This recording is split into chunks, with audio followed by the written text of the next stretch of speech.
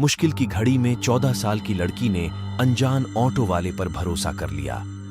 उसका ये भरोसा करना उसकी जिंदगी की सबसे बड़ी भूल साबित हुई। न सिर्फ भूल बल्कि जिंदगी नरक से भी बदतर बन गई। शायद उस वक्त किशोरी ने सोचा भी ना होगा कि वो किसी इंसान नहीं बल्कि हैवान से मदद मांग रही है। उस ऑटो वाले दरिंदे ने लड़की की मजबूरी का फायदा उठाकर पहले खुद रेप किया, फिर उस लड़की को अपने जैसे ही कई दरिंदों के हवाले कर दिया। इन दरिंदों के भीतर दिल नाम की कोई चीज ना थी, ना रहम, ना ही इंसानियत। अगर कुछ था तो वो थी हैवानियत। इनकी भूख ऐसी थी जो सिर्फ जानवरों की तरह जिस्म को नोचना जानती थी। इनके सामने वो मासूम लड़की रोती रही, इंसानियत की भीख मांगती रही, लेकिन उस किशोरी को होटल के एक कमरे की चारदीवारी में इन लोगों ने बंद कर दिया। इन दरिंदों ने उसके कपड़े उतार दिए। अब वो बिल्कुल असहाय थी, बदन को छुपाना चाहती थी, कभी हाथों से तो कभी बालों से। लेकिन वो क्या क्या छुपाती। उससे पहले ही वो दरिंदे इस पर टूट पड़ते।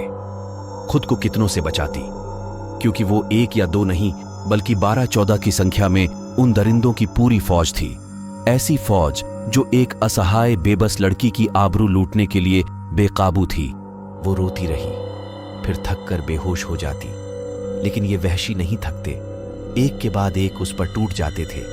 1 या 2 घंटे ही नहीं, लगातार 48 घंटे तक उसके शरीर से ये खेलते रहे। वो भूख से बिलखती तो सिर्फ पीने के लिए सिर्फ पानी ही देते थे, खाना देना तो दूर की बात थी।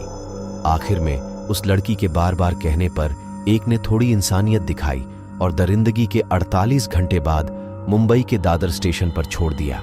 वो बेबस लाचार क्या करती, क्योंकि वो खुद ही एक दोस्त से मिलने के लिए अपने माँ बाप का घर छोड़कर 31 अगस्त की रात करीब 10 बजे पुणे रेलवे स्टेशन के लिए निकली थी। स्टेशन से कुछ ही दूरी पर ये अपने माता पिता के साथ रहती थी। माँ पिता एक नर्सरी में काम करते हैं, लेकिन एक दोस्त की बातों में आकर उससे मिलने के लिए इसने अपने बाबुल का घर छोड़ दिया।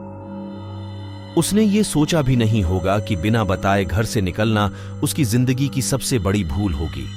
ऐसी भूल जिसका पछतावा ताउम्र होगा। न सिर्फ पछतावा बल्कि उसका दर्द भी ताउम्र रहेगा।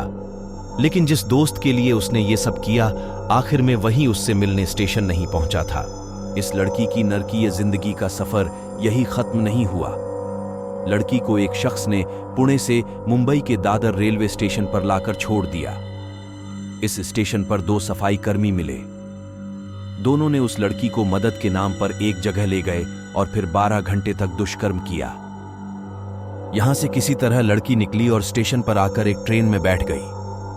ऑटो वाले ने रोती हुई लड़की को देखकर पहले उससे बात की। जब लड़की ने दोस्त के बारे में बता दिया तो ऑटो वाला स्टेशन से बाहर निकल आया था। थोड़ी देर बाद वो फिर से लड़की के पास गया और मदद व सांत्वना देने के नाम पर बोतल से पानी पिलाया।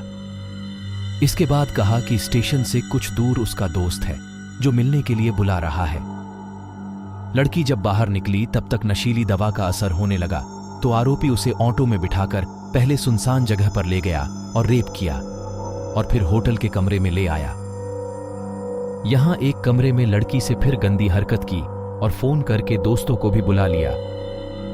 पूरी तरह से सहमी हुई।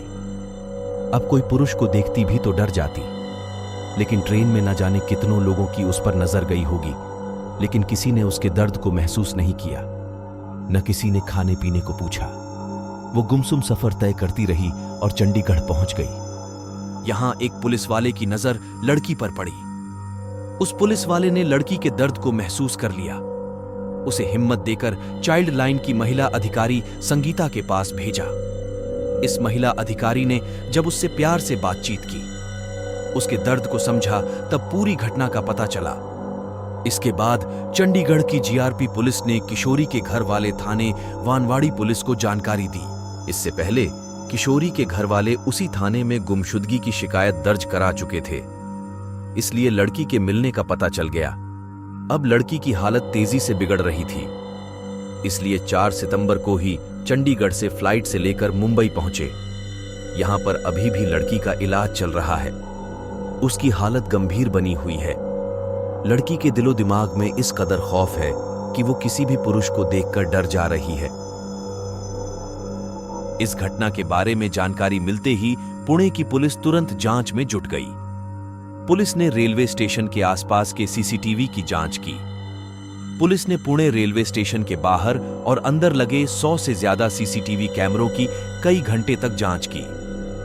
एक कैमरे में LDDDHK की तस्वीर और ऑटो का नंबर मिला। इसके बाद एक आरोपी को पकड़कर उससे पूछताछ शुरू हुई।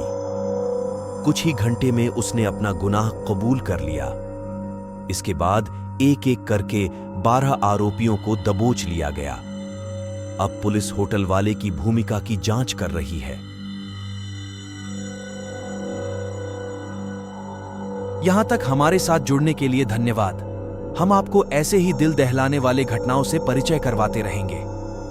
आप अगर हमारे चैनल पे पहली बार आए हैं तो होनेस्ट होस्ट को सब्सक्राइब करें और वीडियो को लाइक करें ताकि ये वीडियो बाकियों तक भी पहुंचे। मैं मनीष अब आपसे विदा लेता हूं। धन्यवाद।